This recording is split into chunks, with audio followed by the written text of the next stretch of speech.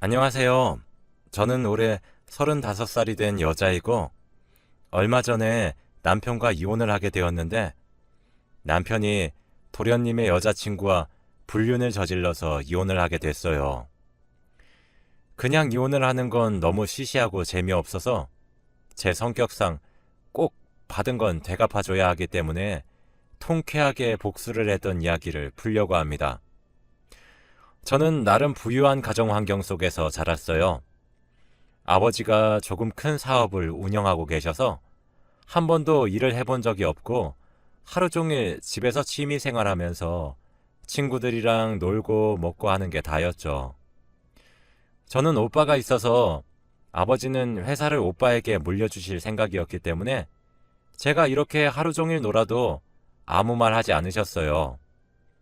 낮에는 엄마와 같이 마사지샵이나 네일샵에 가서 관리를 받고 밤까지 백화점에서 쇼핑하고 레스토랑 가서 스테이크 썰고 이런 삶을 평생 살다 보니 조금 지루한 거 있죠? 그래서 하루는 조금 걷고 싶어서 집에서 나와 지하철도 타고 패스트푸드점도 갔답니다.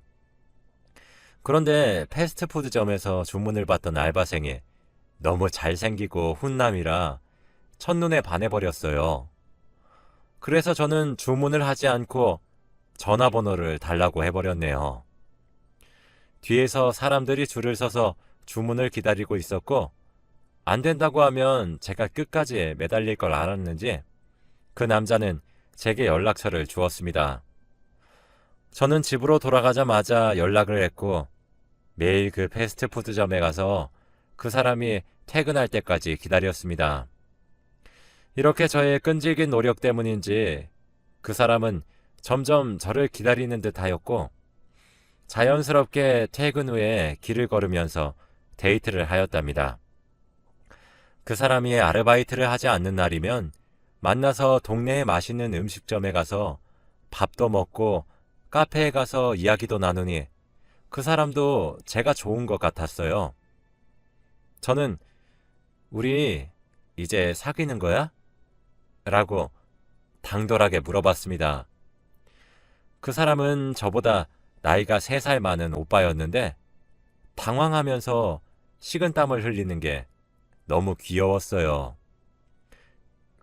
그러자 라고 하는 대답에 저는 너무 기뻐서 대뜸 손을 잡으면서 우리 결혼하자 라고 말을 했습니다. 저는 생애 처음 해보는 연애이기도 했고 그 사람이 너무 좋았기 때문에 평생을 같이 살고 싶었거든요. 그 사람은 저의 그런 모습이 소심한 자신과는 정반대의 모습이라 더 호감이 갔는지 이런 제 모습을 좋게 봐주었습니다. 그렇게 저희는 연애를 2년이나 했고 애정은 식을 틈이 없었죠.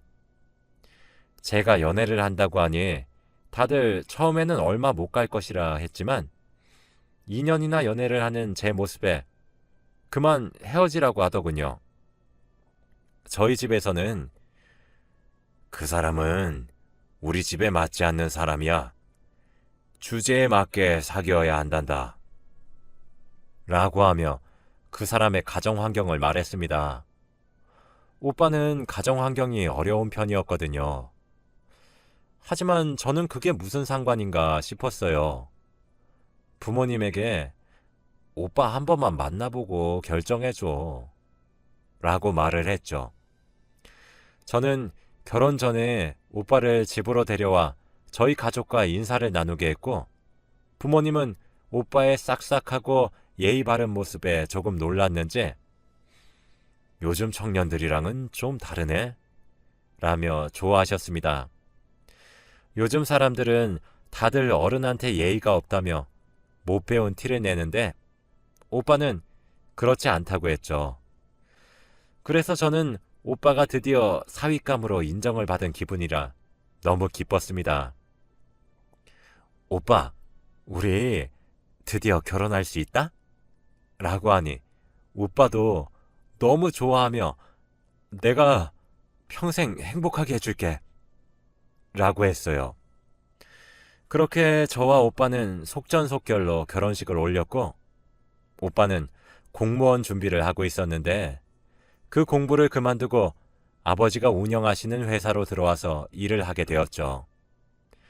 아버지는 오빠가 어쨌든 낙하산이니 신입사원부터 시작해서 차근차근 일을 배우며 올라가야 한다고 했고 저희들은 모두 다 동의했습니다. 그래서 오빠는 회사의 회장님의 사위라는 것을 숨긴 채로 신입사원이 하는 일부터 배웠어요. 오빠는 금방 일을 잘했고 회사 일이 적성에 맞았는지 승진도 잘 됐습니다. 지금 생각해보면 아마 아버지가 오빠 승진시켜주려고 일부러 사위라고 말하고 다닌 것 같아요. 아무튼 그렇게 단기간으로 승진한 사람은 오빠가 처음일 겁니다. 오빠가 나름 높은 직급으로 승진했고 저희도 어느덧 결혼 8년차가 되었습니다. 어릴 때 결혼을 해서 결혼을 한 지 오래됐지만 그렇게 나이가 많은 것도 아니었죠. 그런데 요즘 들어 남편이 집에도 자주 들어오지 않고 집에 와도 하루 종일 휴대폰만 만지고 있길래 여자의 직감으로 예상했죠. 여자가 생긴 것 같다고요. 누구랑 연락을 그렇게 해? 얼마 전에 알게 된 건데 내 동생 있잖아. 도련님? 내 동생 여자친구가 우리 부서 사원인 거 있지? 둘이 5년이나 사귀었는데 이제 곧 결혼할 것 같더라. 그래서 우리 미래의 재수랑 이야기하고 있지.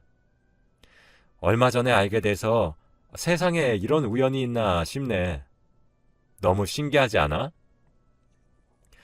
저는 도련님의 여자친구랑 문자를 한다고 하길래 안심했고 세상에 그런 우연이 있냐며 같이 맞장구를 쳤습니다. 그런데 날이 갈수록 아예 대놓고 그 여자랑 전화도 하고 만나러 간다면서 밖으로 나가는 게 아니겠어요. 그래도 도련님이랑 결혼할 사이인데 단 둘이서 그런 만남을 가지는 게 조금 의심스러웠고 남편이 자는 동안 휴대폰을 몰래 보니 역시 외도의 흔적이 발견되더라고요. 둘은 연인 사이처럼 이야기를 나누었고 사귀는 사이 같았습니다. 화가 났지만 단순히 이혼을 하기에는 너무 시시하고 재미가 없을 것 같아서 오빠와 그 여자한테 복수를 하기로 결심했어요. 그 도련님 여자친구분 있잖아. 갑자기 왜? 아니, 이제 결혼할 사이면 나한테 소개시켜 줄 수 있는 거 아니야? 같이 여행 가는 거 어때? 넷이서 가까운 곳이라도 가자.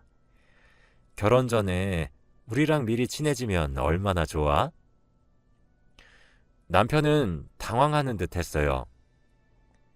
에이, 동생이 싫어할걸? 그럼 내가 도련님 설득해 볼게. 저는 다음날 바로 도련님에게 연락을 드리니 너무 좋다며 지금 당장 계획을 짜겠다고 하시더라고요. 그렇게 저희는 1박 2일로 강원도를 여행 가기로 했답니다. 여행을 갔는데 남편과 그 여자는 제가 둘의 관계를 알고 있는 것을 모르는 것 같았어요. 그래도 저희 앞이라 조심하는 것인지 저와 도련님 앞에서 애정 행각은 전혀 하지 않더군요. 강원도의 관광지도 다니고 유명한 맛집도 가면서 여행을 즐기고 밤에 숙소로 돌아와 술자리를 만들었습니다. 저는 술이 센 편이라 잘 취하지 않았는데 저 빼고 다들 조금 눈이 풀렸더라고요. 근데 그때 취한 도련님 여자친구분이 제게 말을 걸었습니다. 형님, 내가 요즘 고민이 있어요. 뭔데 동서? 그때 도련님과 남편은 술에 많이 취해서 이미 방으로 들어가 있던 상황이었고 거실에는 저와 도련님 여자친구분밖에 없었죠. 도련님의 여자친구가 갑자기 실실 웃기 시작하더군요. 아니요. 형님, 이거 형님만 아셔야 돼요. 말해봐. 여자들끼리의 비밀인데 당연히 지켜야지. 그 사람과 어차피 될 수 없는 인연인데 이미 넘어야 하지 말아야 할 선을 넘었다면 어떡하죠? 저는 그 말을 듣는 순간 도련님의 여자친구가 굉장히 당돌하고 만만치 않은 여자라는 것을 알았습니다. 그렇게 당차게 남편과 바람을 피우는 것을 아내인 제 앞에서 말하다니요. 아무리 제가 알고 있다는 사실을 모른다고 하더라도 이건 아니죠. 동서, 그래도 안 되는 사이면 끝내야지. 근데 그게 마음대로 안 돼요. 이미 전 그 사람에게 푹 빠져버렸는데요. 근데 그 사람도 제가 너무 좋대요. 저는 도대체 뭐라 대답을 해야 할지 모르겠고 제 앞에서 제 남편과의 연애 이야기를 풀고 있으니 그 여자를 죽이고 싶었습니다. 아무튼 저는 부풀어 오르는 화를 겨우 눌러 담고 그렇게 여행은 끝났습니다. 남편과 집에 돌아왔죠. 우리 동생 동서랑 곧 결혼한대. 그래서 다음 주에 상견례 한다고 하네. 어때? 너무 좋지? 도련님과 결혼을 한다고 해서 드디어 남편과의 관계를 끝내나 싶었지만 동서는 계속 저에게 개인적으로 연락을 해왔어요. 오늘은 그 사람이랑 뭘 했고 다음엔 뭘 할 건지 그리고 오래된 연인들이나 할 법한 비밀스러운 고민까지 말하는 거 있죠?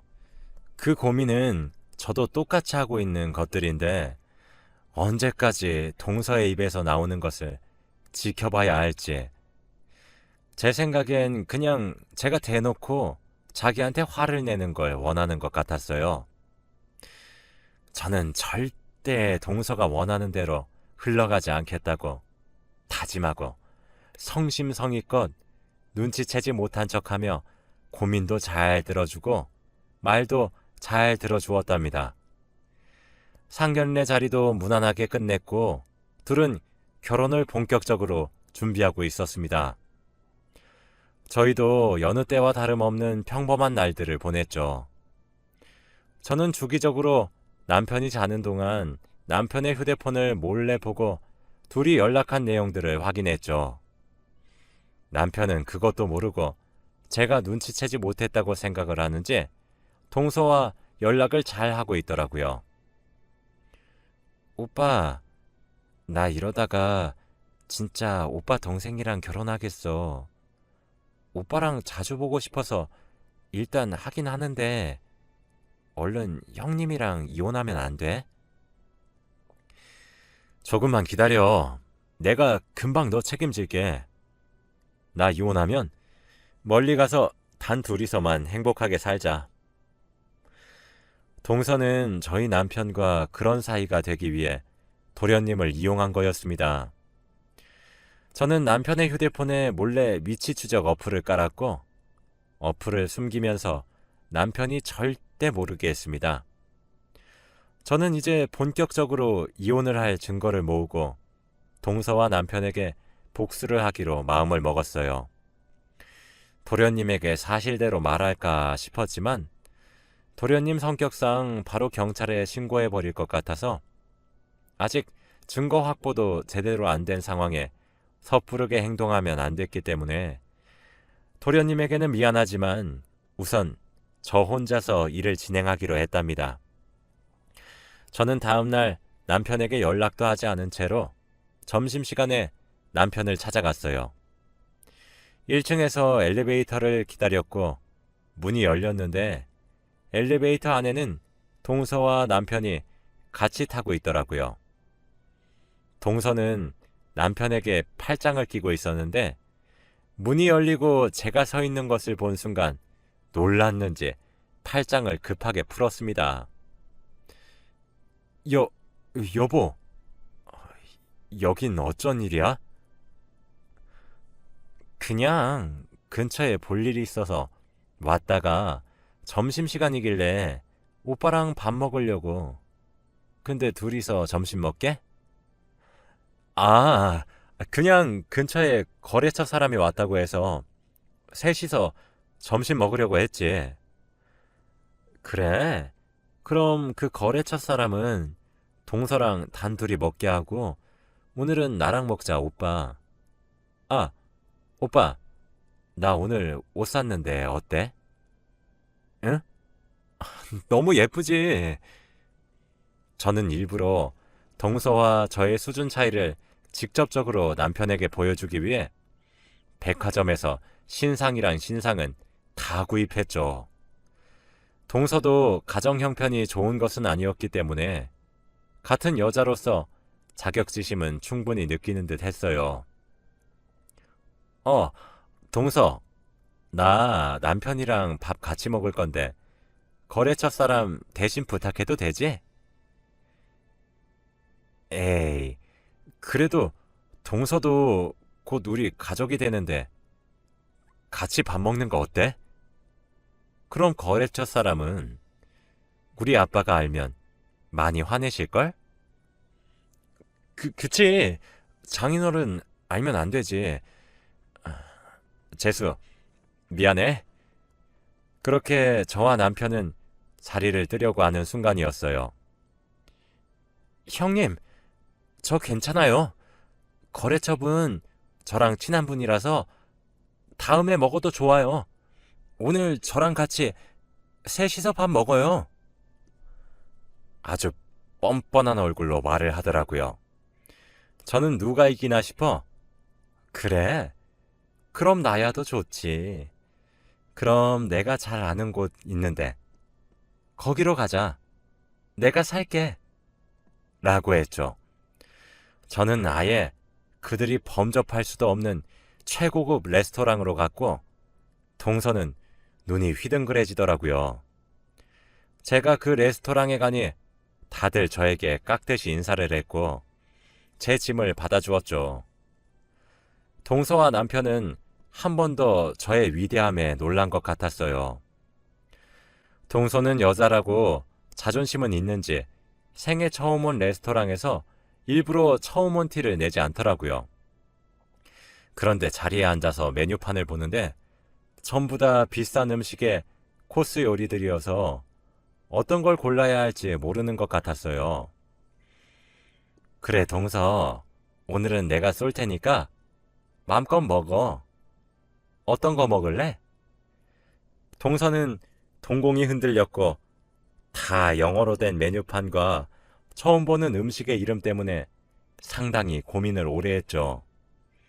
그런데 결국에 한다는 말이 전 형님이랑 똑같은 걸로 할게요. 이거입니다. 저는 속으로 에휴, 그냥 모르면 모른다고 하지. 자존심은 세가지고. 라는 생각을 했네요. 그렇게 저희 셋은 다 똑같은 메뉴를 시켰고 음식을 먹으면서 대화를 하기 시작했죠. 그런데 동서가 뭐가 그리 분한지 제 속을 슬슬 긁으려 들더군요. 아, 형님, 제 이야기 좀 들어보세요. 글쎄, 제 친구 이야기인데, 뭔데? 아니, 친구가 유부남이랑 사귄대요. 아, 그래? 아, 근데 그 유부남이 자기가 결혼할 사람의 형이라고 하던데? 정말, 그러면 어떻게 해야 돼요? 옆에서 남편은 손가락이 미세하게 떨리면서 식은땀을 흘리고 있는 것 같았고, 저는 오히려 담담하게 대꾸했어요. 그럼 헤어져야지. 둘은 애초부터 될 수 없는 운명이네. 라고요. 저희 테이블은 정적이 흘렀고 남편은 계속 눈치만 살폈습니다. 자, 우리 이제 점심시간도 끝나가는데 이만 회사로 돌아갈까? 어머, 벌써? 시간 너무 금방 간다. 다음에 또 놀러 올게. 그렇게 저는 조금 후련한 마음으로 집으로 향했고 다음 복수 작전 계획을 세웠죠. 이제는 이혼을 한 준비가 되어 있었고 증거들도 다 확보가 된 상태라 그저 그 둘에게 쪽팔림만 주면 됐었어요.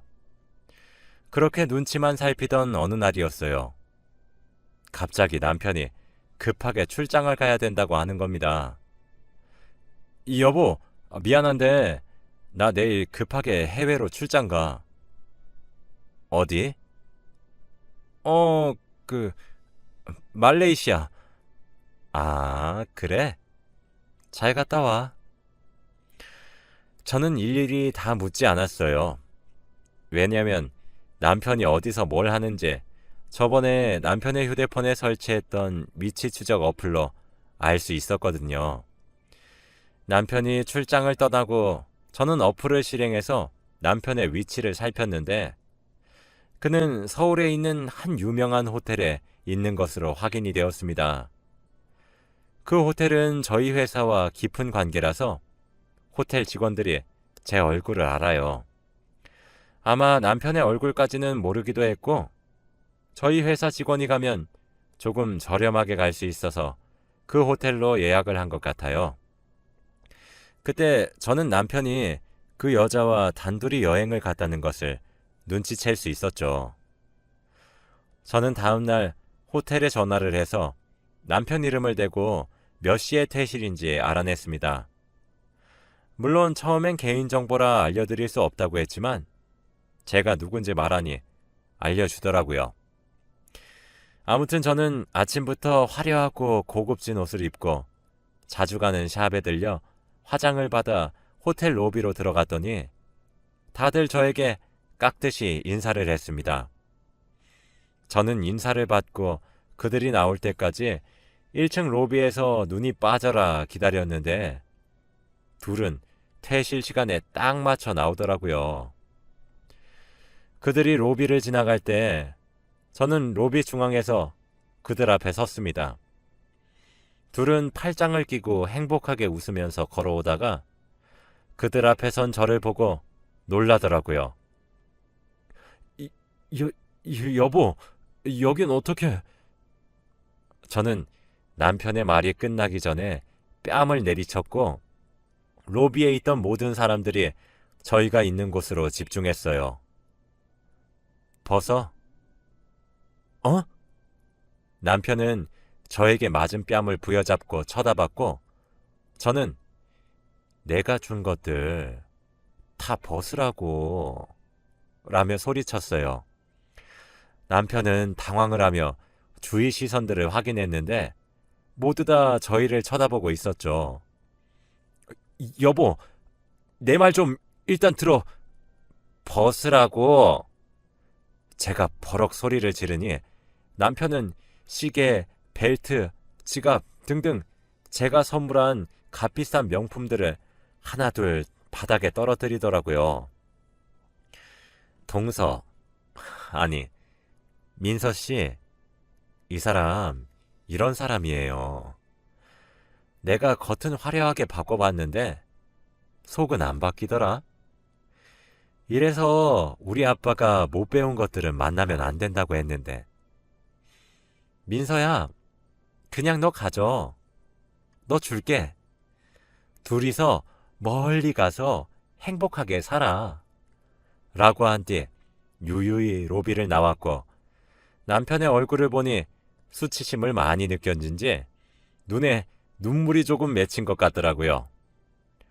그렇게 집으로 돌아와서도 화가 풀리지 않아 회사 커뮤니티에 글을 썼습니다. 안녕하세요. 마케팅 부서 김모영 군과 박모서 양을 폭로합니다.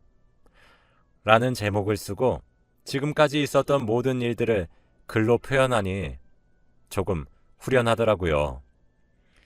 그런데 폭로글이라 10분도 안 돼서 조회수가 200이 넘어갔습니다.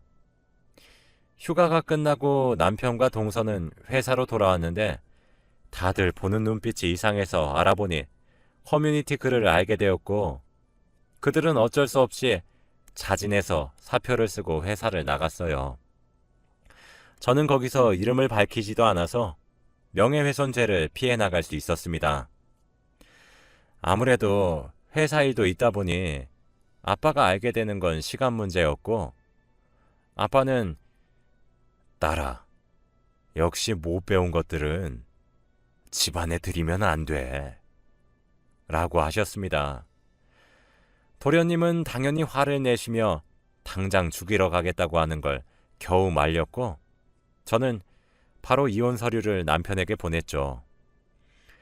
남편은 이혼을 하지 않겠다고 거부하다가 제가 사람을 시켜서 어떤 방법을 써서라도 이혼 도장을 받아오라고 했고, 그렇게 이혼 소송은 진행될 수 있었습니다. 당연히 동서한테는 상간녀 소송을 걸었어요. 위자료를 최대한 많이 청구했네요. 저는 일부러 위자료 청구 용지를 남편의 시댁과 동서의 부모님에게 보내며 자식 교육 잘 시키세요 라는 문구와 커뮤니티 글을 직접 복사해서 같이 보냈습니다. 다들 저에게 사과를 하셨고 저는 그렇게 복수를 끝낼 수 있었죠. 부모님이 자식이 밖에서 어떤 짓을 하고 다니는지는 알아야 할 것 같았습니다. 저는 지금 예전처럼 가족들과 많은 시간을 보내고 있어요. 오빠가 계속 자기 친구를 소개해 준다고 하는데 아직은 잘 모르겠네요. 그 둘은 지금 어떻게 지내는지 몰라요. 정말로 둘이서 멀리 가서 살고 있는지 제 눈에만 안 띄면 됩니다. 아무튼 제 이야기는 여기까지예요.